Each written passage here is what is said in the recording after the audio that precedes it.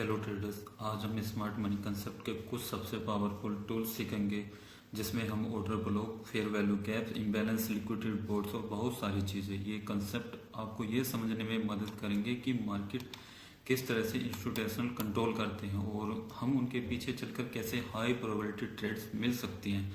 इस पूरे सेशन में न सिर्फ डेफिनेशन बताऊंगा बल्कि इनके पीछे की साइकोलॉजी भी समझाऊंगा कि ये क्यों बनते हैं और कहाँ स्ट्रॉन्ग और वीक काम करते हैं। तो ये मेरी एसएमसी और आईसीटी की इस फाल्कन पिप्स नए यूट्यूब चैनल पर इस पर डेली एनालिसिस वीडियो के साथ साथ आपको हर वीक में ट्राई करूंगा 1 से 2 लेक्चर आपको लर्निंग वीडियो मिलेंगी जिसमें आपको क्लियर हर चीज़ बहुत आसान और बहुत सिंपल लैंग्वेज में आपको समझाने का ट्राई करूंगा।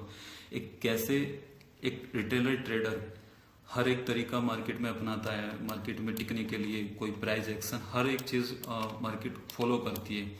जैसे मैं थोड़ा सा एक एग्जांपल समझाऊं। ये आपको एसएमसी का जो हम लास्ट टाइम हमें जो चीज़ें समझाई गई हैं, ये हमारे पास डब्ल्यू पैटर्न कुछ इस तरीके से इसके नेक लाइन ब्रेक होने पर हमें ये रिटेस्ट के बाद ट्रेड लेना बताया गया था। कोई प्रॉब्लम ये इसमें ये भी हर चीज़ें उसी तरीके से परफेक्टली वर्क करती हैं। कमियां चीज़ों में नहीं है। मेन चीज़ प्रॉब्लम है हमारे साइकोलॉजी, हमारे माइंडसेट, हमारे पेशेंस के अंदर। हर एक कंसेप्ट से प्रॉफिटेबल बनाया जा सकता है, चाहे वो ट्रेड लाइन्स, चाहे वो सप्लाई डिमांड, आप कोई सा भी एल्गोरिदम यूज कर लो। मेन चीज़ है 90-80% आपका माइंडसेट, आपका साइकोलॉजी, जो आप पेशेंस के साथ में चीज़ों पर काम करते हो। ना कि आप इतनी सारी मार्केट में आपने देखा होगा यूट्यूब चैनल पर कितनी सारी वीडियो हैं जिनसे लाखों व्यूज़, करोड़ों व्यूज़ हैं जिस अच्छे यूट्यूबर्स के पास में, लेकिन क्या उतने उन वीडियो को देखने वाले प्रॉफिटेबल या उनको अच्छे से एल्गोरिदम को समझ पाए? नहीं, इसका आंसर है ना। क्यों? क्योंकि उनके अंदर एक जो मेन चीज प्रॉब्लम है वो लर्निंग की नहीं है। आप ये सोचो कि मैं इसको सीख नहीं सकता, मैं इसको कर नहीं सकता। क्या हर एक बंदे के पास अपनी अपनी कैपेबिलिटी अपने अपने हिसाब से सबके पास होती है। मेन चीज़ है जो यहाँ पर फाइट है वो तुम्हारे माइंड के साथ है, ना कि किसी सामने वाले प्लेयर के साथ है। राइट। इस वीडियो में मैं आपको कुछ ज़्यादा स्टार्टिंग में नहीं आपको कुछ बताना पसंद करूँगा, वरना ये लेक्चर बोरिंग फील लगेगा। मैं इसमें छोटे कंसेप्ट को स्टार्टिंग से बताने का ट्राई करूँगा जिससे आप इसको बहुत हंसी मजाक से एकदम बिल्कुल क्लियरली बोलोगे कि यार ये इतना आसान था और चीज़ें को हम इतना हार्ड लिख करके बैठे थे। तो इस वीडियो के साथ जुड़िए, इस लेक्चर और इस यूट्यूब चैनल के साथ अपने सभी फ्रेंड्स दोस्तों को शेयर करो और यूट्यूब को सब्सक्राइब करो। लास्ट में कमेंट करना अगर आपको वीडियो पसंद आए। तो मैं ये आपके 3.5 मिनट मैंने आपके लिए है इस चीज़ों को बताने के लिए। तो मैं शुरू करता हूँ इस वीडियो में। तो हमने लास्ट टाइम काफ़ी सालों से फॉलो करते आए हैं इस प्राइस एक्शन को कि ये डब्ल्यू पैटर्न है और इसका राइट स्विंग लेफ्ट स्विंग से ऊपर होना चाहिए कुछ परसेंटेज में, तभी अच्छा वर्क करता है। लेकिन क्या हो ऊपर से ही एक हायर पीवाई मार्केट के पास हो।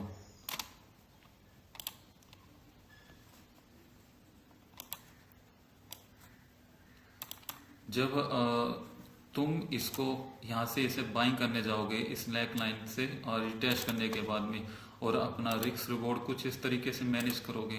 एसएल आप इसके बिलो कहीं यहाँ रखोगे और आप अपना टारगेट कहीं पीछे स्विंग या कहीं और आपको जहाँ सुटेबल आपके हिसाब से होगा वहाँ रखने का ट्राई करोगे। बट क्या होता है, मार्केट कुछ टाइम में प्राइस तुम्हारे डायरेक्शन में जाता है, लिक्विडिटी हंट करके प्राइस उसे कंटिन्यूली एसएल की तरफ लेने चला जाता है। तो ये सब चीज़ें समझ में आती है कि ये तो एक एसएल हंटिंग हो गई। सिंपल मतलब मैं आपको क्लियर वर्ड्स में बताने का ट्राई करूं कि ये हमारे पास ट्रेंड है,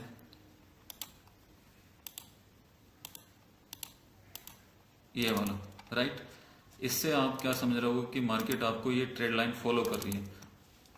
तो इसके जब आपको यहाँ पे टचेस मिलेंगे काफ़ी बार, आपको फर्स्ट टाइम टच, सेकंड बार और थर्ड बार, तो रिटेलर क्या करता है यहाँ पे थर्ड बार पे थर्ड टचेस पे आप यहाँ अपने कन्फर्मेशन के हिसाब से इसको हाई लेने का ट्राई करेगा।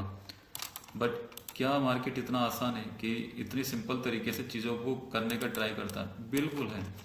लेकिन इस एल्गोरिदम को समझना होता है कि कैसे हर एक time frame 1, 3, 5, 15, 1 hour daily, weekly, monthly, 6 month, सब अपना टाइम फ्रेम अपने आप में एल्गोरिदम है। मैं इस वीडियो के स्टार्टिंग में आपको बता देता हूँ कि जैसे एक LTF लोअर टाइम फ्रेम, इनको डेफिनेशन को थोड़ा ध्यान रखना है। LTF lower time frame, HTF higher time frame मतलब बड़े टाइम फ्रेम। LTF मतलब 1, 3, 5, 15, 13, 1 आवर, ये LTF। और बड़े time frame 4 hour daily, weekly, monthly, 3 month, ये सब बड़े टाइम फ्रेम है। ठीक है, तो इन चीज़ों को समझने का बहुत अच्छे से ट्राई करना।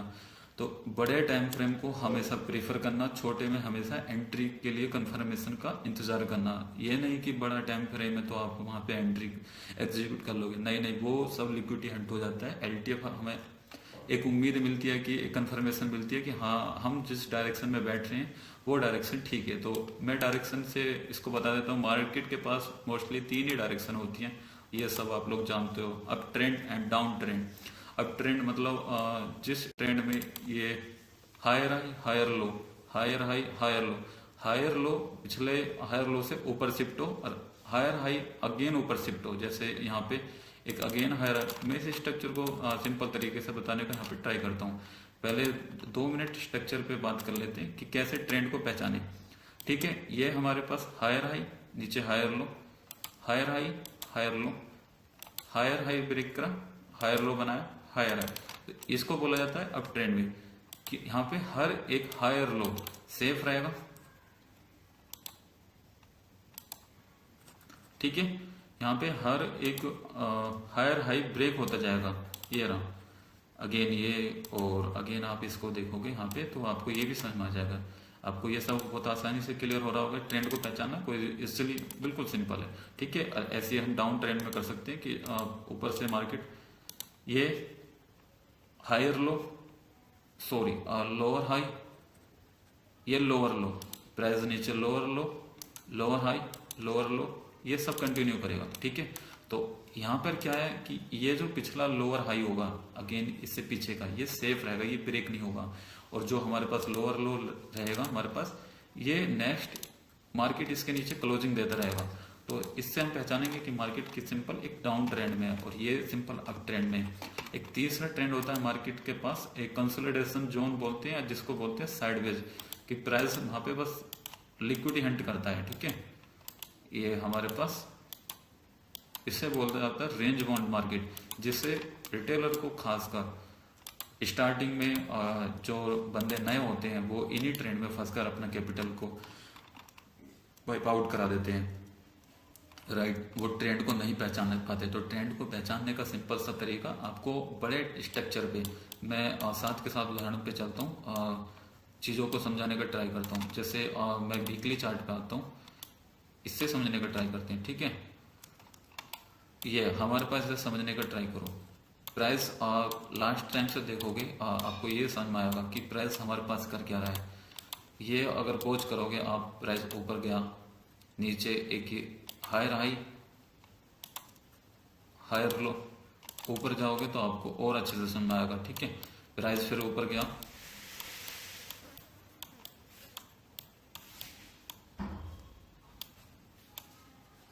ठीक है, वीडियो 1 मिनट, अब इसे समझो। प्राइस ऊपर आया, फिर नीचे स्विंग क्रिएट किया, फिर ऊपर आया, फिर नीचे से स्विंग क्रिएट किया, अपने हायर हाई को ब्रेक किया।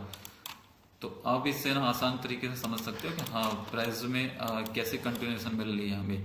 राइट, इसको मैं LTF पे और अच्छे से और अदर करेंसी या इंडियन मार्केट में समझाने का ट्राई करूंगा, जो आपको अच्छे से समझ में आ जाएगा। तो ये आपको ट्रेंड था, जो ट्रेंड आपको पहचानना बिल्कुल सिंपल तरीके से आ गया होगा। अगर मैं इसको डाउन ट्रेंड में आपको समझाने का ट्राई करूँ तो आप इसे सिंपल बनावट पे समझने का ट्राई करो। 1 सेकेंड।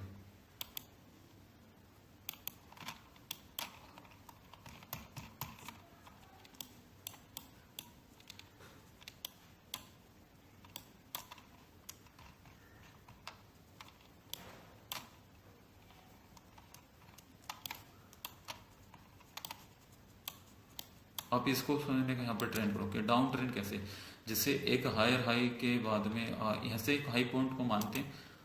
तुम्हारे पास इसको देखना, एक ऊपर लोअर हाई था, यहाँ पर हमारे पास एक लोअर लो शिफ्ट हुआ, अगेन एक लोअर हाई को सेव किया, मार्केट ने एक नया लोअर लो क्रिएट किया, बट ये इससे ऊपर ही शिफ्ट हो पाया। तो इसको आप मैनेज नहीं कर सकते जब तक ये ब्रेक नहीं होगा।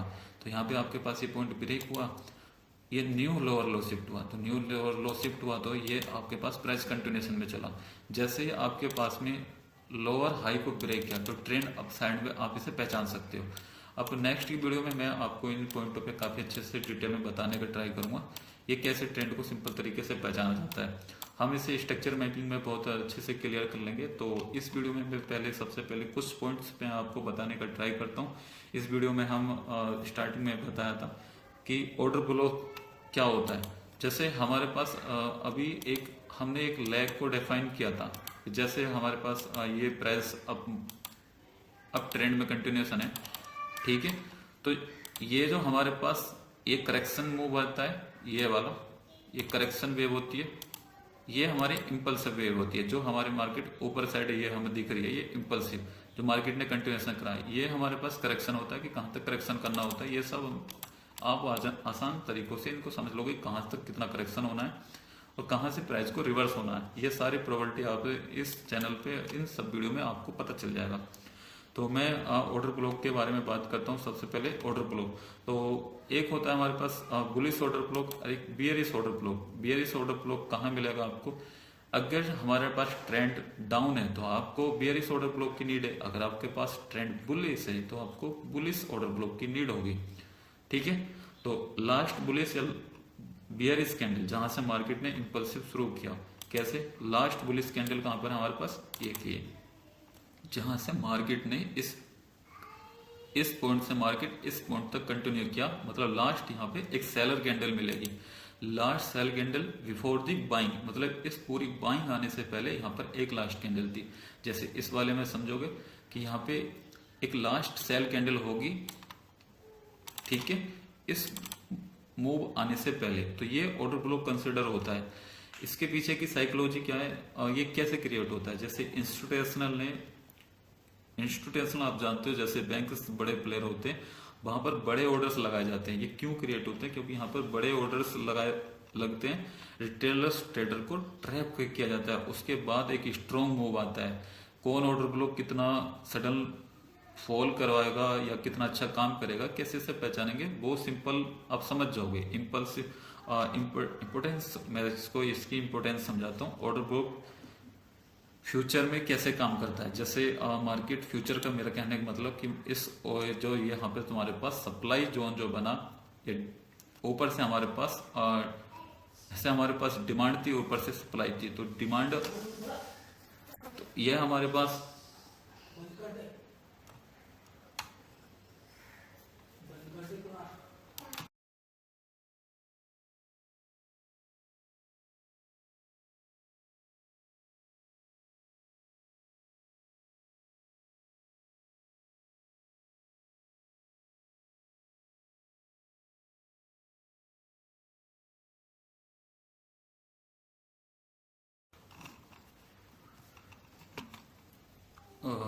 Come to the point.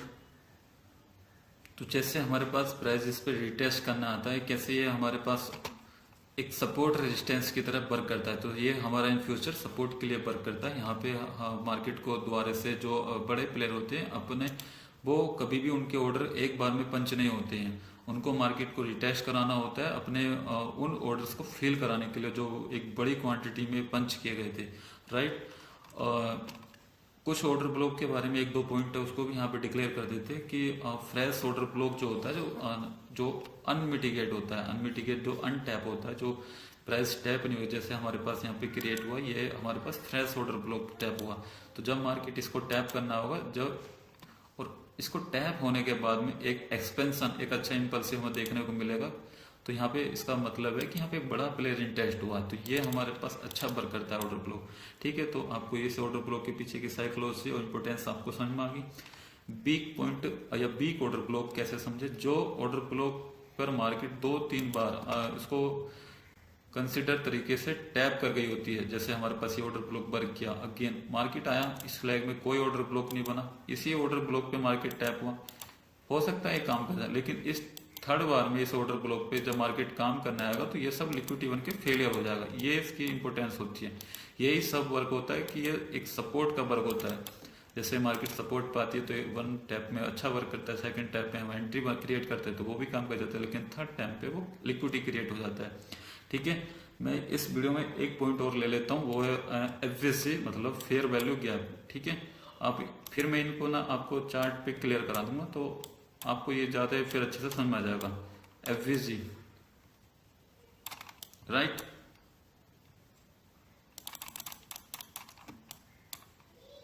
एक सेकंड,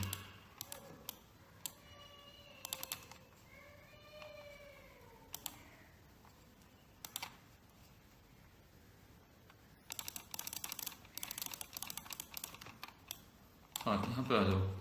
तो मैं आपको एफवीसी के बारे में बता दूं, वन सेकंड।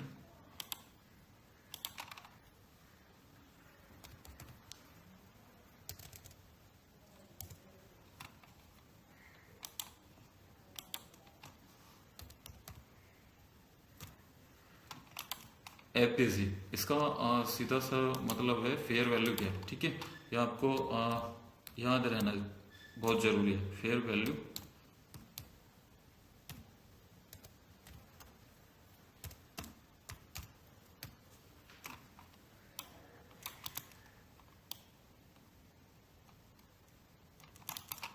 ये क्यों बनता है, क्या इसके पीछे की साइकोलॉजी है और इसकी इम्पोर्टेंस क्या है और इसका वीक पॉइंट या स्ट्रॉन्ग पॉइंट्स क्या है, मैं इसके बारे में आपको बात करता हूँ। एफबीसी सिंपल समझाता हूँ, जहाँ पर तीन कैंडल स्ट्रक्चर में इम्बैलेंस फर्स्ट और थर्ड, जैसे हमारे पास ये फर्स्ट, ये हमारे पास सेकंड कैंडल, ठीक है, और हमारे पास ये थर्ड कैंडल। तो ये हमारे पास कोई लैग है, बुलिश लैग ही समझ लेते हैं हम अपने पास, ये एक दो ये, ठीक है, ये कोई हमारे इस लैग में क्रिएट हुई है, इसको ये करेक्ट करते हैं। तो जो हमारे पास ये इम्पल्सिव लैग गई है, राइट, इस ए पॉइंट से इस बी पॉइंट को नाम दूं तो इसके बीच में जो ये कैंडल्स बनी है इसमें और फर्स्ट और थर्ड यानी कि एक दो और एक तीन, इन कैंडलों के बीच में एक गैप क्रिएट हुआ है, इसको बोलते हो आप फेयर वैल्यू गैप, राइट। आपको समझ में आया? यही आपको आप इसे सेलिंग में भी समझ सकते हो कि मार्केट ऊपर से आया,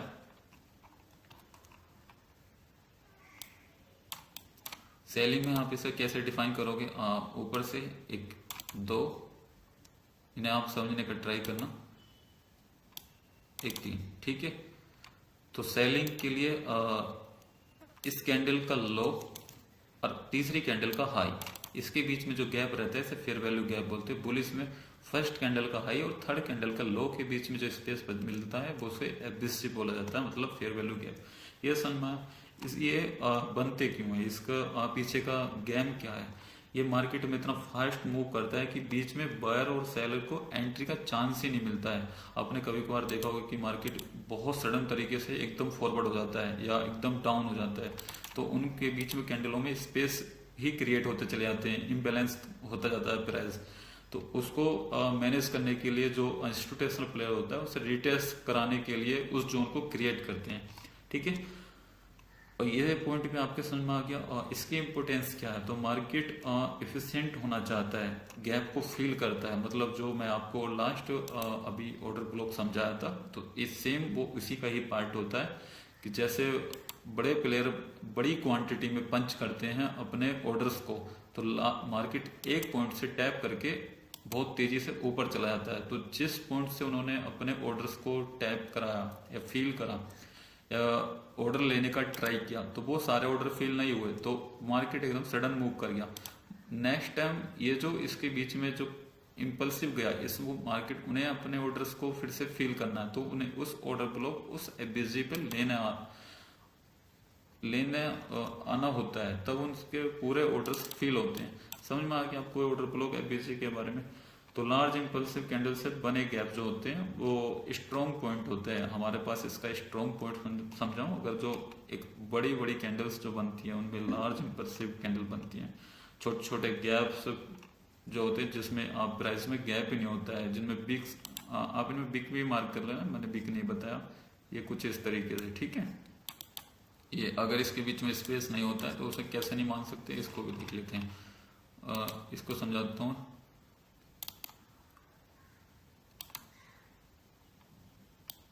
ये हमारे पास एक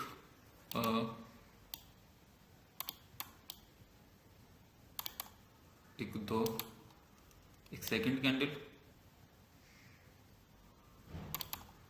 ठीक है, और एक हमारे पास ये थर्ड कैंडल। तो इसके बीच में आपको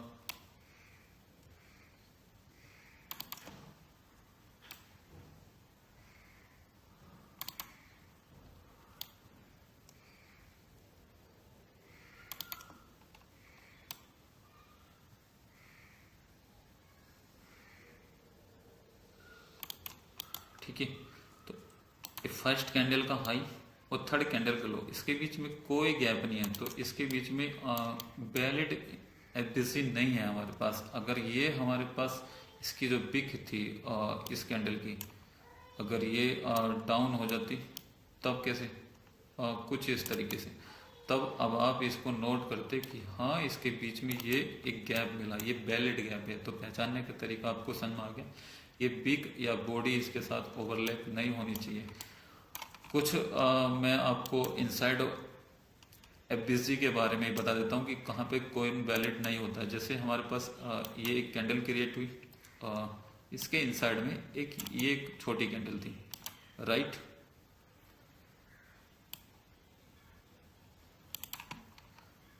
फिर हमारे पास और एक कैंडल बनना ट्राई हुई,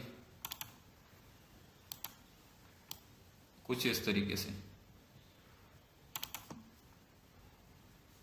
तो इसमें आप ये अगर समझो कि इसमें एक बिग ड्रॉ हुई, इसके बीच में जो गैप मिला, आप इस एफबीसी को मानने का ट्राई करोगे, तो ये एक सिंपल तरीके से इस आईसीटी ने वैलिड नहीं बताया है, ठीक है। अब आप ये बोलो कि ये क्यों वैलिड नहीं है, क्योंकि ये इसके इनसाइडर है, इसके फर्स्ट एक कैंडल के इनसाइडर है, सेकंड कैंडल और एक थर्ड कैंडल, तो इनके बीच में कोई गैप नहीं है, तो ये वैलिड एफबीसी नहीं है।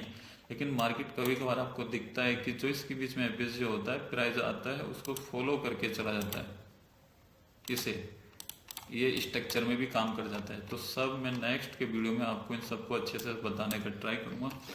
आइए मैं इन चार्ट, इस बातों को जो मैं इस वीडियो में समझाने का ट्राई करा, मैं उसे आपको चार्ट पे बताने का ट्राई करता हूँ। तो हमारे पास कोई अच्छा सा चार्ट ले लेते हैं, एक सेकेंड।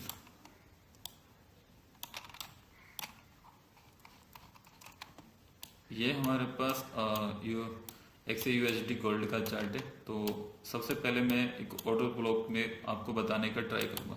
ऑर्डर ब्लॉक के बारे में तो क्या बताया था कि जो हमारे पास एक बाइंग लैग आती है, ये आपको एक बाइंग लैग दिख रही होगी, तो इस बाइंग लैग में एक आपको लास्ट सेल कैंडल आपको देखने को मिली होगी, ये वाली, बिल्कुल बारीकी से आपको समझ में आ रहा होगा, ठीक है। इसका कलर थोड़ा सा चेंज कर देता हूँ, समझ में आया ये।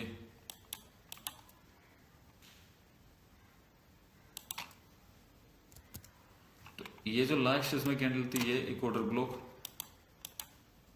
इस पूरी बाइंग लैग में एक सेलर की एक लास्ट कैंडल मिली होगी, एक ये, या सेल कैंडल ढूंढो, या इसमें एक लास्ट बाइंग से पहले एक लास्ट कैंडल स्टार्ट होगी, जहां से जिस पॉइंट से मार्केट ने अपने आप को कंटिन्यू किया होगा, इसमें आप इसको वॉच करोगे, एक ये रही, ठीक है।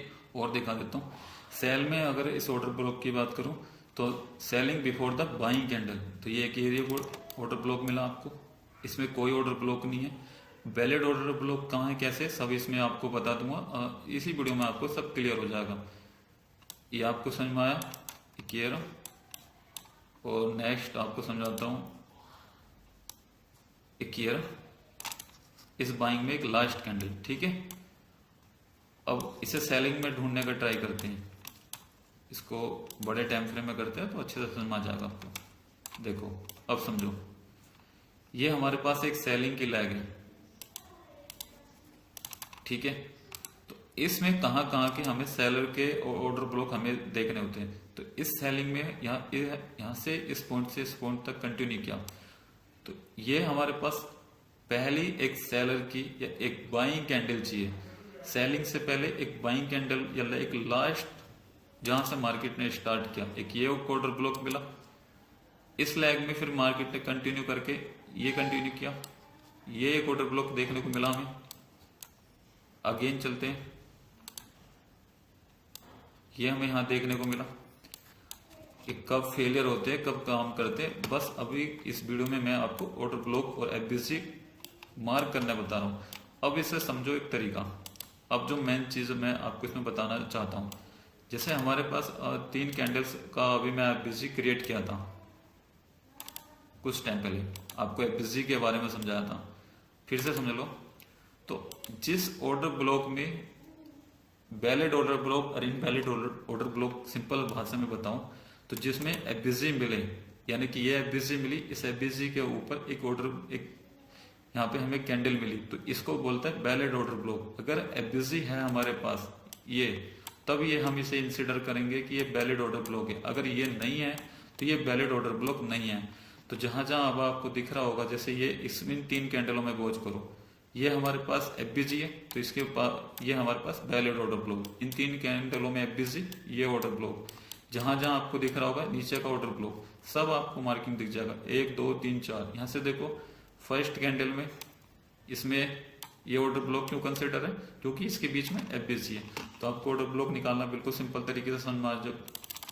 हम बिल्कुल एकदम सिंपल तरीके से चल रहे हैं, इसमें सब चीजें क्लियर हो जाएंगी। बस आपको अगर चीजें नहीं समझ आ रहा, आप कमेंट कर सकते हो, और जो भी कुछ आपको प्रॉब्लम्स है हमारे टेलीग्राम से ऐड हो जाना, हम उसमें आपको समझाने का ट्राई करेंगे, ठीक है। तो मैं ये एफबीसी आपको समझा, ये ऑर्डर ब्लॉक एफबीसी। फर्स्ट देखो ये सब इनसाइडर है, हम इसको नहीं इंक्लूड करेंगे। ये फर्स्ट और इसके बीच में ये एफबीसी, राइट, मिल गया हमारे पास। मतलब मेरा कहने का सिंपल है, कहीं से भी कुछ भी ड्रॉ करो, आपको सिंपल कुछ भी मार्किंग मिल जाएगी। ये फर्स्ट कैंडल का हाई और थर्ड कैंडल का लो, तो इसके बीच में जो स्पेस है ये क्या मिला हमें, एफबीसी। जहां पे भी जाओगे आपको हर जगह मिल जाएगा। जैसे इस कैंडल में इंसर्ट करो, ये हमारे पास लैग है एफबीसी निकालने का, ये फर्स्ट कैंडल का लो और ये इसका हाई, इसके बीच का जो गैप है ये कौन है, हमारे पास एफबीसी। और जो इसके ऊपर जो ये एक कैंडल हमें शो हो गई, इसको बोलते हैं वैलिड ऑर्डर ब्लॉक, ठीक है। अगर आप यहाँ पे भी आओगे तो यहाँ पे भी आपको समझ में आ जाएगा कि फर्स्ट कैंडल का हाई और इस थर्ड कैंडल का लो, इसके बीच में स्पेस है, इसे क्या बोलते हैं, एफबीसी। और इसके नीचे जो कैंडल है इसे एक वैलिड ऑर्डर ब्लॉक। तो आपको valid order block, valid FBC निकालना हो गया, ठीक है। कहाँ नहीं है मैं इसे भी बता देता हूँ। जैसे अब आप इसे मार्क करने यहाँ चलोगे, फर्स्ट कैंडल का हाई, सेकंड और थर्ड कैंडल का लो, इसके बीच में क्या एफबीसी मिला, नहीं मिला ना, सिंपल सी बात है। तो ये वैलिड नहीं है, तो ना यहाँ वैलिड एफबीसी ना यहाँ पे वैलिड ऑर्डर ब्लॉक है। आप इसको कंसिडर कर सकते हो, फर्स्ट कैंडल का हाई और थर्ड कैंडल का लो, ये इसके साथ ओवरलैप है, तो इसके साथ ये तीसरी नीचे चलेगी। क्या इसमें एफबीसी है, नहीं है, क्यों, क्योंकि तीसरी कैंडल की एफबीसी बिग फर्स्ट कैंडल के हाई के ऊपर मिटिगेट हुई दिख रही है हमें यहाँ पे, तो ये कोई एफबीसी नहीं है हमारे पास, ठीक है। तो इस वीडियो में हमने जाना हर एक पॉइंट को, ऑर्डर ब्लॉक क्या क्यों बनता है, कैसे काम करता है, कहाँ इसको अच्छा वर्क देखने को मिलता है, और हमारे पास एक एफबीसी क्यों क्रिएट होती है, कैसे इंपोर्टेंस इसकी मार्केट में होती है, सब हमने इसमें समझने का ट्राई करा, ठीक है। नेक्स्ट की वीडियो में मैं आपको इसके कुछ और इम्पोर्टेंस पॉइंट है, volume balance, gap imbalance, CVBC, sell side efficiency, buy side efficiency और लिक्विडिटी वॉइड्स, ये सब मैं आपको समझाने का ट्राई करूंगा। आईएफबीसी ये आपको नेक्स्ट के लेक्चर में आपको देखने का, उससे मैं चार्ट पे बताने का ट्राई करूंगा, आपको क्लियरली समझ में आ जाएगा। उसको हम विद स्ट्रक्चर के साथ इंक्लूड करेंगे, तो आपको सारी पॉइंट चीजें और कैसे इनको सबको एक साथ मिला के देखना, वो सब आपको क्लियर हो जाएगा। तो ट्रेडर्स, आज हमने ये काफी अच्छे पॉइंट को हमने सीखा है, और कैसे मार्केट काम करता है और कैसे इंस्टीट्यूशनल फुटप्रिंट हमने जानने का थोड़ा सा ट्राई किया। अगर आप इन कंसेप्ट को सही स्ट्रक्चर में कॉन्फ्लुएंस के साथ अप्लाई करते हो तो आपको हाई प्रोबेबिलिटी सेटअप मिलेंगे, और आप हमेशा इंस्टीट्यूशन के साथ ट्रेड कर पाओगे, ना कि उनके खिलाफ, ठीक है। तो शुक्रिया सभी का लास्ट तक वीडियो देखने के लिए, धन्यवाद।